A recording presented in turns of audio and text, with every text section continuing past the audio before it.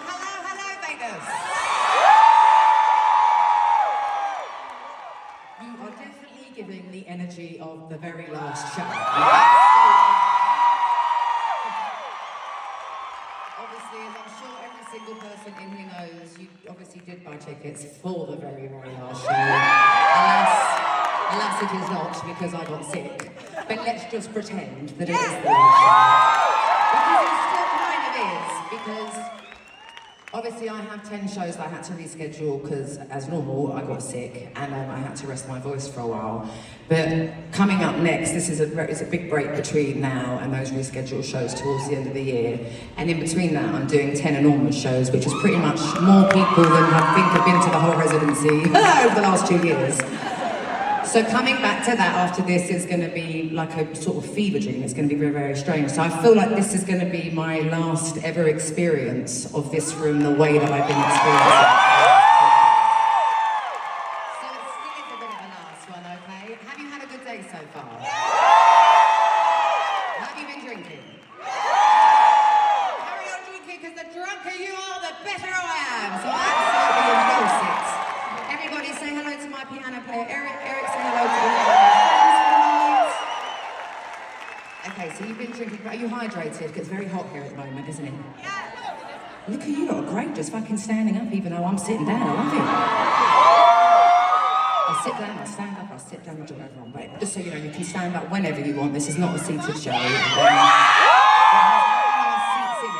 But as you saw, during Hello, I built these enormous screens. These screens aren't normally in this room. I built them so that you could always see my big head. Very, very big.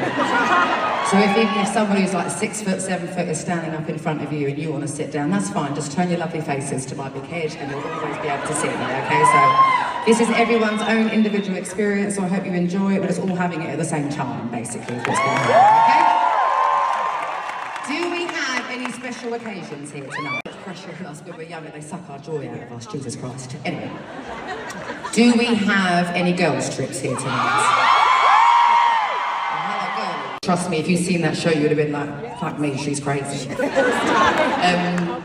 I'm sure you heard about that, but it didn't take me a year to redesign this show. You know, it looks very simple, I know, in this giant, egotistical, light-up A, just with me and Eric. Even though I'm coming back, remember I told you I'm going to treat it like it's my last show.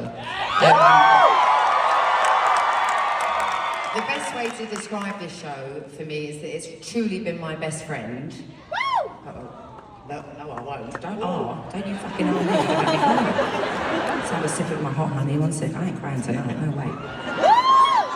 I cried my eyes out last night. I was having a panic attack the whole fucking show. It was horrible for me. Anyway, I'm not crying tonight. So, the best way I can describe it is that this show has been my best friend, even for the whole 3 years when it was like everyone was like it was like a witch hunt. It was wild, like there weren't bigger things going on in the world. But it has been my best friend because I started thinking about this room, very specifically this room. There wasn't any other rooms I wanted to perform in. If I was doing Vegas, it had to be here because I love Celine Dion. And I started thinking about performing in this room in 2020, in COVID, when we were all still stuck at home, because Vegas wasn't really shutting down. It never really did shut down, did it? And I was like, what if we can't ever get in big gatherings again? What if we can't do big shows outside and do stadiums and arenas and parks and things like that? I was like, I love theatres. It's always been my favourite venue to perform in anyway, because I did it so much, like on my first 2 albums. And I was like, I live in LA, you know, I've been living here for quite some time, or there rather, obviously. And I was like, it's just easy, and I know I'll be able to do those shows if we can't ever all be together the way that we used to be before. So it started from that. And then it just became this show that was all about hope and about grounding while I was really in the eye of the storm of my own life. And, you know, rebuilding your life takes a very long time. You know, it's like, especially if you're leaving a relationship and, you know, but in a loving way, you have to water it daily. You have to give it shade. You have to give it all of these things. You have to tend to it also leave, because it takes a very long time. It's not quick and easy just to be like, okay, well, I'm done with that. Which maybe some people roll like that, but if you're rolling like that when there's kids involved, you are a terrible person. Go away. So this show for me ended up very much becoming that kind of process for me, because obviously, you know, I started it and then it wasn't working, I got rid of it, I walked away, I became a recluse for like 6 months, it was wild. I didn't want to do anything until I could tell people what I was going to be doing with this. And the whole process has been rebuilding it, and it has been so constant and so loyal to me, and so reliable to me being productive, because I know as much as like this, it might sound wild coming, you know, you hearing this coming from someone like me, is that, you know, I know that what I do is great, but there is a lot of things that I don't do great, you know, and I need motivation sometimes and things like that, and if it wasn't for this show, I think I would probably just lie in bed all day, and, you know, and I'm being serious, and give in to my emotions and all of those things. This show has given me, come on, get out of bed, let's go shopping, let's go clubbing, let's go for dinner. Like, it really has been that kind of thing for me. So I'm going to miss it in this big chunk where we're not going to be doing it. And I will forever miss this show, I will forever miss this room. And I think at the end, when I do those few weekends left I have to make up, that will be me more soaking up and being nostalgic about it, rather than being in the moment in it, like I've been for 89 shows, and this is my 90th today. So a lot of thought and effort and feeling and life has gone into this show, for those of you that haven't seen it, and for those of you that have seen it, just a bit more explanation. Right, so I'm gonna do a couple. Listen, be careful shouting out to me, because I have these speakers in my ears and I can't hear exactly what you're saying. So if you shout out, even if you're saying, I love ya, even if you're saying that, I might hear it as you saying pride sucks or something like that. It happened a few weeks ago, and I don't know what that poor man said now. My friends are like, he said pride sucks, oh my God, you're a queen, and blah, blah, and then like 12 hours later, they're like, did he actually say that? I was like, well, I don't fucking know, I've got fucking things in my ears. I was talking about pride, and he said, fuck pride. Anyway, so be careful shouting out things at me, because, you know, you could have been saying, fuck your show then, for all I knew, while I was telling you how much I love you. Sometimes I'll take them out, I'll let you know when I take them out so I can hear what you say. Right, so I'm going to do a couple more piano ballads for you in this setting, with me and Eric, just on our own. And then I'm going to do like 20 other piano ballads for you. But they'll all be a bit different sceneries, different percussion, different bass, you know, all those different things. But right now, it's just going to be us. For some reason, I'm slipping off my chair tonight, and dress is feeling very slinky and silky. Last night, you know, I do talk a lot when I'm nervous. Also, I'm not going to see you for a very long time, so I might be a chatbox. So obviously I said a minute ago I had a panic attack last night. I had it just before I came on stage. It was my first experience having a panic attack while on stage. Wouldn't wish it upon my worst enemy, literally. But it was, does anyone get anxiety? Is anyone OCD here? I mean, it's 2024, I expect all of us. I expected a bigger round of applause there. I have really bad OCD, and I'm a very anxious person all the time. And last week I broke free from a few routine things I had to do at the show, and that's what I thought too. And I felt really good about it last Saturday. And then I had a horrible week, I won't lie. There was a lot of shit went on this week. Not you know, in the great scheme of things, not big, but it's just that I'm like, yeah, the universe is trying to like pay me back for not being like neurotic about lots of things last weekend. And then yesterday I was like, no, I'm not giving in to that OCD. And then I ended up being a little bit late on stage. But it all started with me not being able to get my cleavage right in my dress. That is how annoying and pathetic the core, you know, the root of anxiety, or the root of my anxiety, and cleavage right. And then it just escalated and escalated.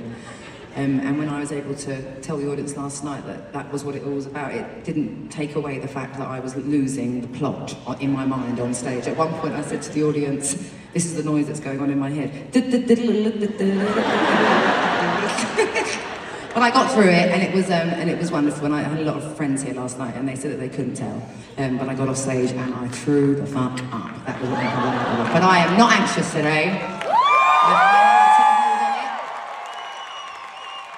I did every single part of my routine, the one I was trying to shake last week. I am not doing that again. Last night the universe was universing me, and I'm not doing it. I'm not doing it. I'd rather be held hostage by my OCD, absolutely. Anyway, that is the show, ladies and gentlemen. I've talked for about an hour. Thank you, good night. Thanks so much. Right, I'm going to stop talking so I can get on with the fucking show. Right. Please sing along all night with me, okay? It's my favourite thing is to hear you sing, and I'm going to test you all night. This is Turning Tables. It's already gone cold. That's how I can always tell if I'm talking too much. So, I don't talk this much throughout the whole show, obviously. It's just the opening, and I'm a very nervous performer, so it's like a reverse psychology on myself. It's the more I talk to you, the quicker my nerves go, which is, it works perfectly, because now I don't really feel very nervous. It's always been working for me, so I've been doing it. But it also feels like we're getting to know each other, like we're just sitting, I don't know, at home having a cup of tea and a little now. But anyway, this next song that I'm going to do for you is the first song that I wrote for my second album. And I had no way of knowing that this would ever be my job, as it were, because it's highly unlikely that anyone that wants to be a singer or, you know, a songwriter, whatever, the likelihood of it happening is pretty small in general. So being this like random white girl from London in Tottenham who liked to play guitar, I've also liked to play the bass guitar like a guitar and the guitar like a bass guitar, that I even got the opportunity to get signed. Do you remember MySpace? So I'm very much a MySpace artist. I was the equivalent of like senior high, because, do you have any Brits here? Okay. 6 of us, woohoo! And well, in England, our college is like your senior years, so like 11th and 12th grade. I don't know why. I don't know why you do it the way you do it. I think we've been doing it a lot longer than you. Obviously, we're like hundreds and hundreds of years older than America, but you know what I mean. But my equivalent of your senior high, I was what I call college, and I was doing music, and one of my friends, Lyndon at the time, he was like my biggest fan. He was the best, and he was very much, you know, I mean, I don't like social media, I never have. Actually, do you know, it's been nearly a year. I came off of social media at Pride last year. It's been pretty much a year that I haven't been on social media. That's some booze.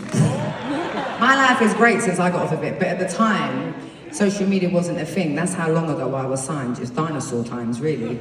And it's crazy to think how the world has changed in 15 years in terms of the way we consume music, let alone like how easy it is to discover people. But at the time, that was all there was. And he made a music MySpace for me. I had no idea at the time. And then when I finished, you know, senior high, he gave me the password, and I'd been emailed or MySpace emailed by Virgin Records, which I was very excited about because the Spice Girls used to be with Virgin Records. So you can imagine, like, my 18-year-old brain, I was like, And then there was a record label called XL Recordings, who I went on to sign with. I know, it was the best decision ever. I adore them, I still do. And I made my first album, and it took me to Europe, which already blew my mind, and then it took me to America, which was like, oh my God. Like, you know, it was in England, not so much anymore because of streaming and YouTube and all social media. You can literally travel the world from your bedroom without ever leaving the room. But, you know, it was like a very big thing to break America, and very often no one was able to do it from across the pond, as it were. So the fact that I got to come here, and I wouldn't say I broke it, you know, I remember doing a radio show, you know, performing like 6, 7 songs, whatever, at a radio show with Ben, who still plays with me today. And we went to school together. And he'll remember that one person turned up, but actually didn't know who I was. They just came for the free pizza they were giving at the time. So I definitely put the graft in. But all of those things ended up making me a better musician and a better singer and a better songwriter. It's a very long-winded way of me getting to tell you that by getting to travel with my music at such a young age and being given that opportunity, which at the time was very, very rare, I didn't know that I was going to go on to write more albums. That had never even crossed my mind, that was something I would be capable of in any kind of capacity, let alone that I would go on to write a second record that was way better than my first, but also the album that it ended up becoming. And I absolutely credit that to travelling around doing music every day. You know, I was at school when I was doing it, and quite quickly after I got signed. But, you know, doing radio shows and gigs of my own and stuff like that every night really made me better. And I became a sponge, and I soaked everything up, and I realised what I was very good at, what I was all right at, what I was terrible at, so let's just not do that anymore. And different types of music. I fell in love with country and bluegrass music, which I had never really been exposed to. And that songwriting element of those genres of music, which I just think are top tier, rubbed off on me, and I credit that for 21 being 21, because the storytelling changed my life and changed my perspective. And I had no way of knowing what my second album was going to be like, so that was a very long-winded way of me introducing this next song to you, Fat Mix. But for all I know, they could be cardboard cutouts that, you know, that my team have put there to like convince me that it's sold out. And also, the people at the back, I don't care how big the screens are, from the back it could just be a very good drag queen being me. In those big rooms. In here obviously you can see it's me and I can see it's you. But in those big rooms it's hard. So I was like, how can I like interact with the people that I can't see and can't really hear and also can't really feel? How can I interact with them and make them feel like they're interacting with me more one-on-one? And I was like, well, all of these venues have a mascot, so why don't I just be my own mascot? So I started doing my t-shirt then. Then my next set of shows that I have coming up it's in like 2 months, in Munich in Germany, it's a way bigger. So for like 10 shows I have to pretend that I'm like SpongeBob or Santa and be on stage in front of like 80,000 people. But I know I'm going to love it, but my t-shirt gun is getting an upgrade. It's more military style. I'm very, very excited, and I can get a lot more t-shirts out of it in one go, and I can do better aim. But for now, we're not stuck with this one, because wait till you see what this one can do. So I'm going to be aiming this at the balconies. Floor, don't be annoyed with me, but you will see how powerful this t-shirt gun is when I start aiming it. If I shot you down there, I might blow red off literally, okay? So, but be careful, because my aim hasn't been very good the last sort of like 3-4 weeks. So every now and then when I'm trying to aim up top, it falls down, so, you know, snooze your moves. Right, so first we're going top balcony. Ready, top balcony? Here we go! Back row, back row, back row, row! Show me, back row? Show it to me, yay! Okay, let's see if we can get 4 out of 4 tonight. Middle balcony, are you? Lots of makeup on stage, you wouldn't be able to see me because my skin is so thin and so bloody white, I'd be see-through, so that's why I'd have to have the eyebrows and the contour and all that. But underneath my dress I have a very great tan in some places and no tan in the others. So this week the weather's going to be very good, so I'm going to lay out there. But I was planning on laying out there naked, but someone flew a fucking drone over my house the other day. It's not even fucking funny. If someone posts on that, if that was your drone, yeah, your mum. Fuck your mum. So now I'm going to have to go away with white bits all over me body and black bits all the other. Right, are you ready, top balcony? Oh! Back, catch it! Who got it? And whoever's number I call out, you can bring yourself and one person down here towards the front and be my guest for the rest of the show.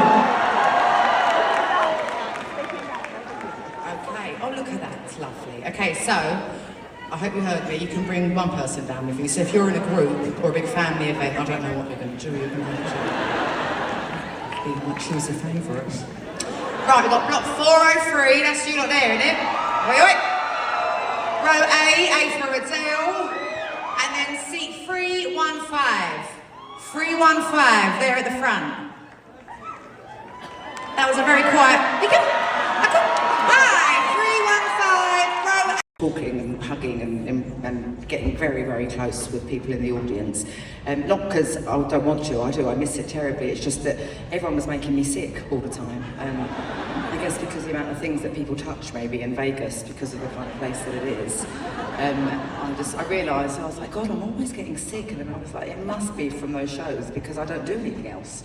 And when the only other thing I do is really go to the gym, and they wipe that gym down like nobody's business, because I'm so OCD, like I was telling you, I'm a germaphobe. But it's not that I don't love you, I just don't want to get sick on my break. And yeah, that's it really, it's nothing personal. I love you. I used to come out and I used to, when I was doing Hello and Easy on Me, I would spot within seconds someone on either the left or the right side of the room, because I obviously know what side I'm going to walk down from before the show starts. And I'd be like, right, I'm going to go and say hi to that person and stuff like that. Or sometimes someone would grab my eye, like little Tanner just did. and I would talk to them, but I would ask them lots of questions, and we would very quickly and briefly get to know each other, sometimes on the deepest level that you can imagine, because for some people it means a lot to them. But the reason I would always want to talk to them was because I wanted to ask them what one of their favourite memories, very sparkly, from when they were younger were. Sometimes it's they're a bit too shocked or shy or speechless, I don't know. I mean, it is quite daunting in front of 4,500 people to talk, period, let alone about one of their favourite core memories. Sometimes it's, well actually not sometimes, a lot of the time it's about grandparents and beaches and bicycles and first pets. All of those are lots of my first memories as well. And then sometimes it's slightly crazy people who have been waiting their whole lives to tell me a core memory, which then is so intense it becomes one of my core memories. But nevertheless, it's beautiful. Tonight is my 90th memory, I know, and I'd say sort of like the last 30 of them, it's been a little bit scraping the barrel, because I thought it was a great idea, like show one, to be like, oh my God, how fun, every night, not every night, every, 2 times a week, I'll give a brand new memory. I do not have 90 positive memories just sitting at the front of my memory. And I don't want to be even more of a Debbie Downer, because obviously all my songs are Debbie Downers and miserable. I don't want to talk about sad memories, can you imagine? I did speak about one last night a little bit, but it was also very uplifting in a way. But tonight my memory, it's a 5-year anniversary, which is my favourite number. 5 is my lucky number. I'm a 5th of the 5th, you see, that's why. And everything in my life revolves around 5s. 5 years ago today, I went to Wembley Stadium in London, which is our big stadium. And I watched the Spice Girls, right? I nearly whacked myself in the face then. Can I give you that as well?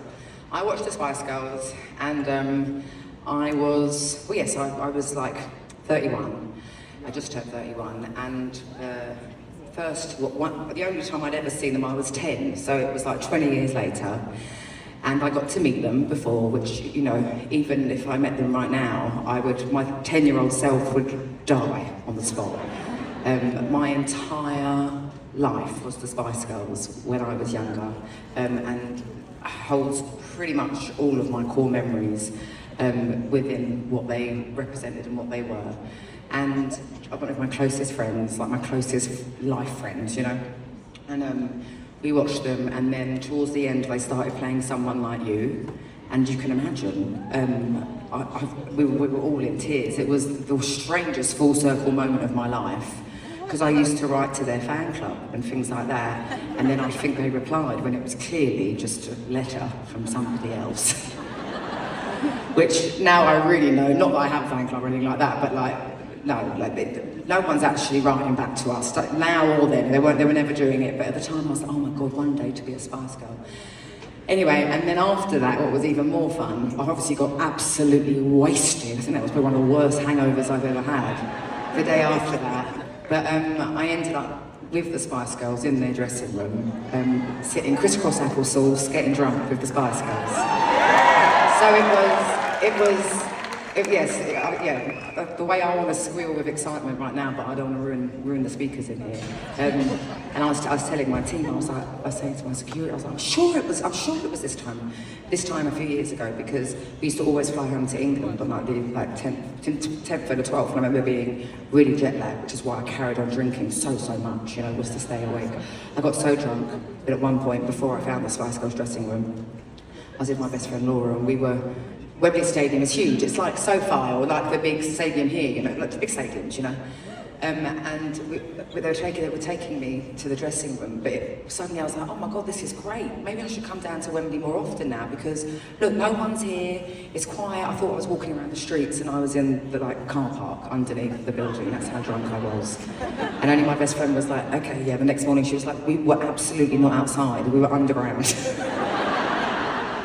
I don't even need security. Look, I could just walk around. There was no one there because it was an underground car park. But anyway, that's my favourite memory for today, which I think is a very good one, and a rather iconic one, if I say so myself. So on that note, this is when we were young. Did you have a good time? You were a 10 out of 10 crowd, a very much a last night crowd. Thank you so much. You've been amazing. Will you put the lights on for one sec? Just so I'm not standing there like this. Thank you so, so much for taking the time and making an effort to come to this show. Again, I can't apologise enough for it not actually being the last night. But at least I fucking did it at this rate, Jesus.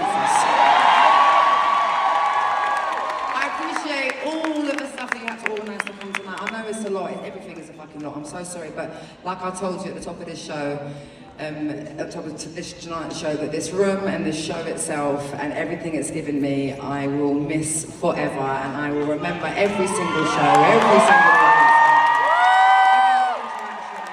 For the rest of my life, I appreciate it so, so much. Thank you for giving me your time. Have the best time while you're in Vegas. Have an incredible summer. Look after each other on the way out, and remember to hydrate while you dehydrate out here in the desert, alright? Should we have a little dance? I've got 2 more songs for you.